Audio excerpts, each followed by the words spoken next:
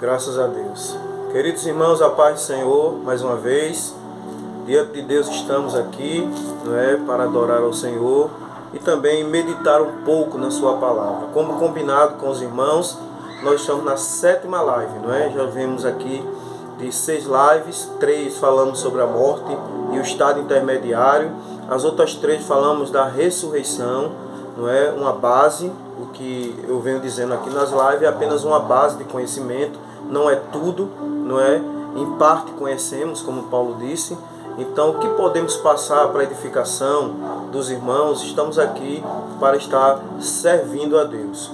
Então, eu agradeço a você, agradeço a sua família, agradeço a todos que estão confiando na gente, acompanhando essa live, buscando aqui um pouco de conhecimento naquilo que a gente pode ajudar como obreiro e como servo de Deus. Estamos aqui para isso, para servir a igreja, e também edificá-la através da palavra. Esse é o nosso compromisso como servo de Deus e eu espero estar alcançando o objetivo. E como falei das outras lives, na última que falamos da ressurreição, nós estamos aqui hoje trazendo um início, ou continuidade do assunto, visto que estamos aqui com algumas lives escatológicas. Escatologia é o estudo do fim, é o estudo das últimas coisas. Então, eu quero convidar aos irmãos a mais uma aula. Como eu disse, nós terminamos um contexto, sobre a morte e estado intermediário, uma pincelada, e também sobre a ressurreição. Quando é na igreja, temos um tempo de espaço maior, 1 hora na doutrina, dá para trabalhar melhor. Mas essas lives eu tenho um objetivo aqui de falar de 15 a 20 minutos para poder não tomar tanto seu tempo e também poder produzir mais lives, mais conteúdo para abençoar a sua vida. E eu quero convidá-lo a falar hoje sobre o princípio das dores, Princípio das dores. Eu quero ler em Mateus capítulo 24, versículo de número 1 até o versículo de número 8. Diz assim: E quando Jesus ia saindo do templo, aproximou-se dele os seus discípulos para lhe mostrar a estrutura do templo. Jesus, porém, lhes disse: Na verdade, vedes tudo isto? Em verdade vos digo, que não ficará aqui pedra sobre pedra que não seja derribada. E estando assentado no Monte das Oliveiras, chegaram-se a ele os seus discípulos, em particular, dizendo: Dize-nos, quando serão estas coisas? Que sinal haverá da tua vinda e do fim do mundo? E Jesus respondendo disse-lhe: Acautelai-vos que ninguém vos engane, porque muitos virão em meu nome e enganarão a muitos, e ouvireis de guerras e de rumores de guerras. Olhai, e não vos assustais, porque é mister que tudo isso aconteça, mas ainda não é o fim. Porquanto se levantará nação contra nação, reino contra reino, e haverá fome e peste e terremotos em vários lugares. Mas todas estas coisas são o princípio das dores. É sobre esse contexto que nós queremos dar continuidade ao assunto sobre a escatologia bíblica, o princípio das dores. O princípio das dores é também um assunto escatológico. No princípio das dores, Jesus está falando de sinais alusivos à sua vinda. Sinais esses que há aproximadamente 380 sinais que Jesus usa em Mateus capítulo 24, versículo de número 24. E aqui ele narra alguns sinais que fazem ponto de partida para acreditarmos que Jesus ele vai voltar. E essa é a crença que temos. Jesus Cristo voltará para levar a igreja, levar o seu povo. A Bíblia chama isto de arrebatamento.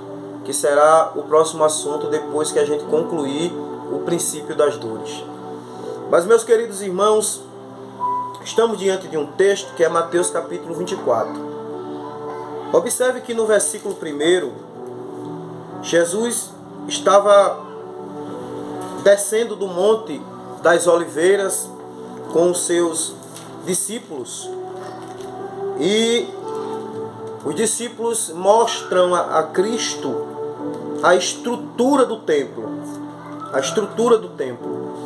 E a Bíblia vai dizer que Jesus traz uma declaração. A declaração do Senhor é que esse templo que eles estavam tão admirados, um dia seria destruído e não ficaria ali pedra sobre pedra. Esse templo aqui era o templo que Herodes, o rei da Judéia, tinha construído. E segundo o Evangelho de João, capítulo 2, ele passou aproximadamente 46 anos construindo aquele templo tão magnífico. Mas quando olhamos para esse contexto de templo, nós temos um contexto no Antigo Testamento acerca desse templo, chamado de templo de Deus, templo do Senhor, ou a casa de Deus. O primeiro templo foi um templo móvel, um tabernáculo. O tabernáculo ele foi feito de madeira de acácia e também foi feito de panos azul, pele de texugo, pele de animais. E havia ali um culto no deserto, naquele tabernáculo. Então aquele tabernáculo ele tinha pelo menos 3 divisórias clássicas que a gente conhece. Ele tinha o pátio, ele tinha o lugar santo, que já era a tenda, e atrás do véu, o Santo dos Santos. E no pátio havia 2 móveis, um altar do holocausto feito de bronze e uma pia de bronze também, chamada de pia do lavatório. E atrás das cortinas coloridas, o lugar santo, onde ali tinha 3 móveis. Tinha o candelabro, o menorá, não é? Com 7 lâmpadas. Tinha a mesa dos pães, com 12 pães, chamada de mesa dos pães da proporção, que era de madeira e banhada de ouro. O castiçal era de ouro batido. E o altar do incenso também, ou do incensário, que era feito também tipo uma mesa e era banhado de ouro naquela madeira. E tinha o véu da divisão, ou o véu do Senhor, o véu da santidade. E uma vez por ano, no dia do Yom Kippur, ou o dia da expiação, que era uma festa da expiação do pecado anual, o sumo sacerdote ele entrava lá dentro daquele lugar, uma vez no ano, que era Arão, para oferecer sangue por toda a nação. E ali dentro daquele lugar tinha uma arca de madeira de acácia, banhada de ouro por dentro e por fora. E dentro dela 3 utensílios. Tinha a vara de Arão que florescera no deserto. Tinha ali também uma vasilha de ouro com maná. E também tinha ali as tábuas do mandamento.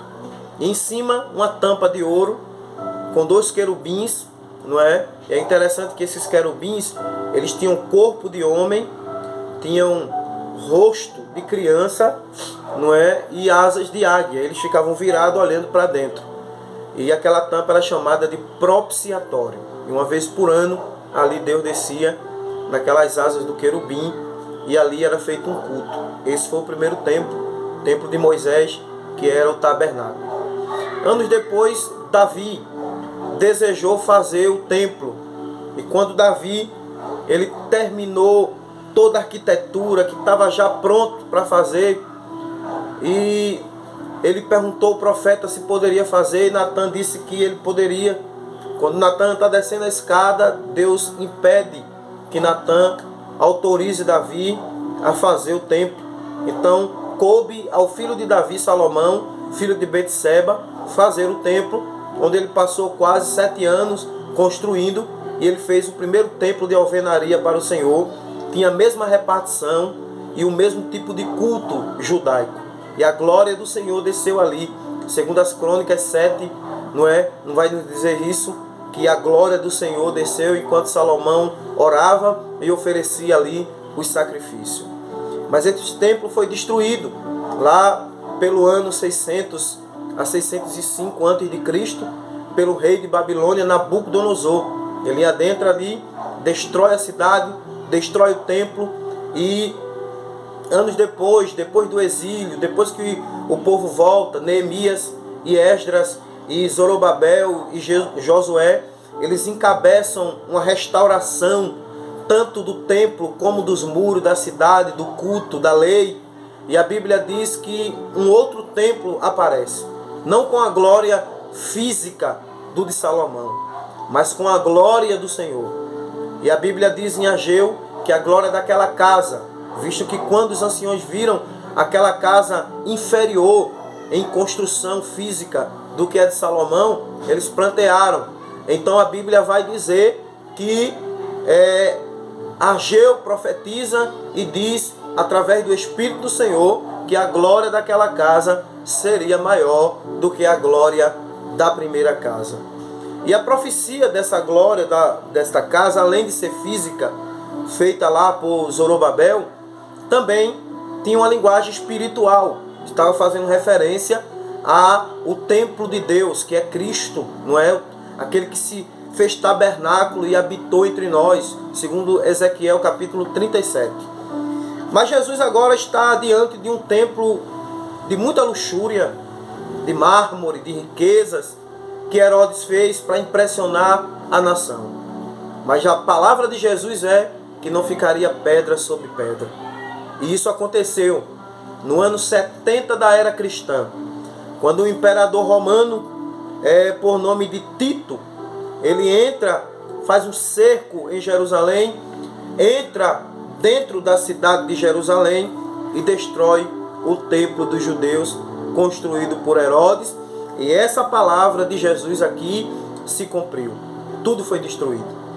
E depois dessa declaração que Jesus deu, os discípulos, eles fazem uma pergunta. No versículo de número 3, há 3 perguntas.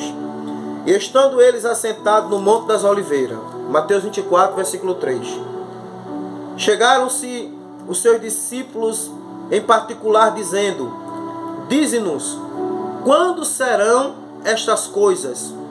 E que sinal haverá da tua vinda e o fim do mundo?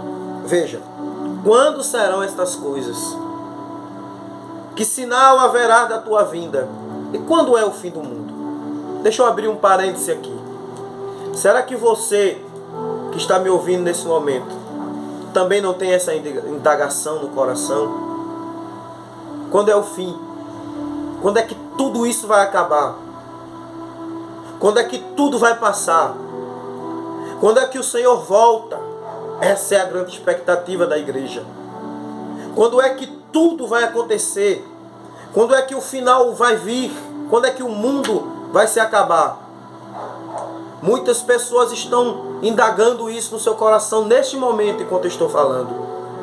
E os discípulos já naquele contexto já estavam se indagando se era naquele momento, quando era, quando seria.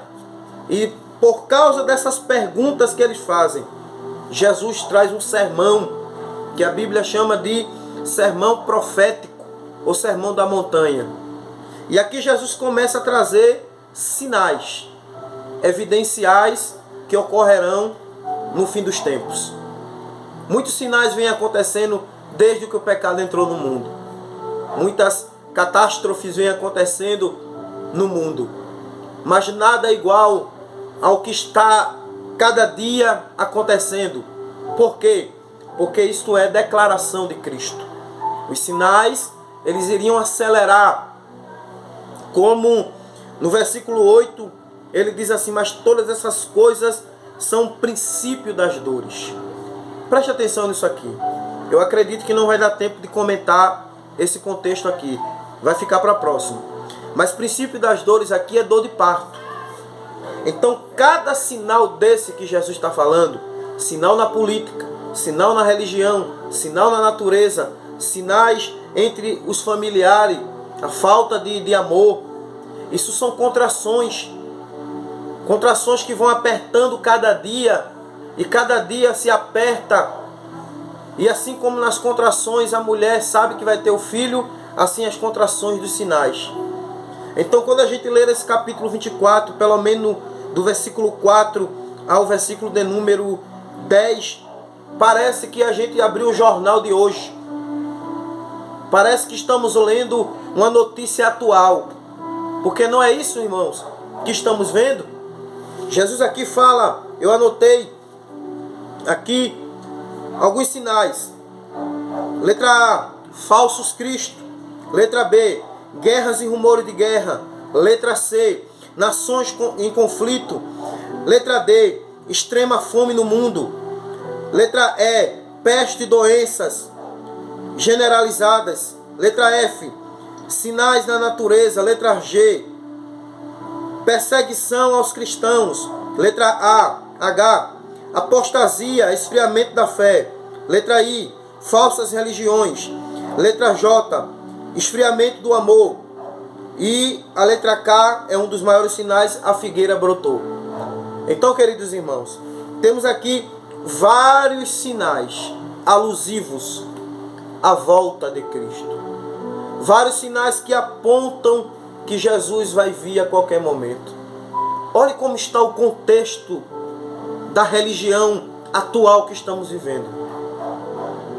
Olhe como estão os líderes religiosos. Não estou aqui querendo atingir ninguém, mas eu estou falando do que a gente está vivendo e do que a gente estamos vendo. Olhe como as pessoas estão vivendo.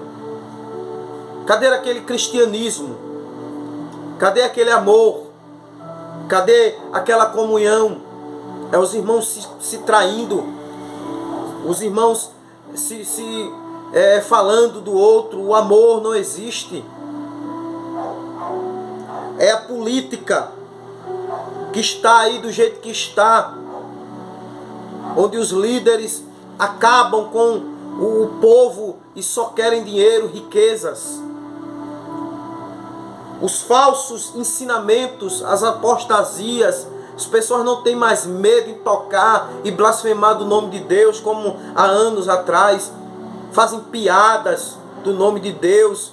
O mercado gospel, o mercado da palavra, o mercado do louvor, o pregador coach, tudo isso está interferindo e muitas pessoas estão padecendo. Muitos inocentes estão perdendo a comunhão e aquela graça que poderiam ter de um grande avivamento produzido, irmão, pela palavra de Deus, pela comunhão do Espírito. E muitos homens estão abrindo mão de ensinar a palavra para poder ensinar métodos de ganhar dinheiro, métodos de riquezas, de prosperidade, e as pessoas estão caindo nisso, naquela cultura mística do copo d'água, de tanta coisa. Meus irmãos, cuidado, isso é as apostasias chegando. Paulo disse que a apostasia chegaria antes do Senhor vir, 2 Tessalonicenses capítulo 2. Os apóstatas estão no nosso meio. Eu não estou falando de fora, estou falando do nosso contexto. Eu sou da linha assembleana, pentecostal. E dentro da Assembleia de Deus temos vendo isto. Os irmãos, muitos deles obreiros, subindo nos altares, tomando o púlpito para estar fazendo piada da palavra, para estar dando capim seco à igreja, para estar dando alimento que não vai dar sustância espiritual. Falsos pregadores, falsos ensinadores, pessoas que esqueceram a Bíblia e estão pregando as suas mensagens de autoajuda. Mas ainda, assim como existem os falsos, também existe o verdadeiro. O verdadeiro, ele prega a palavra como está escrito. Está na hora da igreja, da gente como igreja, ser crítico nisso, analisar O pregador está pregando e a gente ser como a igreja lá de Bereia que Paulo elogiou. Pesquisar na palavra. Mas, meus queridos irmãos, isso são alguns pontos que levaríamos dias falando de cada um aqui. Mas o tempo aqui da live já me manda parar. Mas estaremos fazendo outra live com esse mesmo contexto de princípio das dores. E prepare o seu coração. Há uma revelação da palavra de Deus para a nossa vida. Daqui para a gente concluir esse assunto de escatologia, riquezas de Deus, banquete espiritual, estarão postos diante da gente. Vamos usar essa ferramenta que é a rede social, as plataformas digitais, para abençoar vidas através da palavra de Deus. Eu quero agradecer a Deus por sua vida. E também quero abrir aqui para você que quiser fazer alguma pergunta, faça aí no comentário uma pergunta e a gente vai estar respondendo a sua pergunta na medida do possível. Que Deus em Cristo abençoe a todos. Eu agradeço a você, agradeço por seu tempo de estar me ouvindo. Mande para alguém esse link, compartilhe e vamos estar aprendendo aqui a palavra de Deus. Que a graça do Senhor Jesus, o grande amor de Deus, nosso eterno Pai, e a comunhão do Espírito Santo seja com todos, desde agora e para sempre. Amém. Deus em Cristo lhe abençoe. Ore por mim, ore por minha família, ore por minha vida, que eu estarei orando por você e por sua casa. Deus abençoe em nome de Jesus. Amém.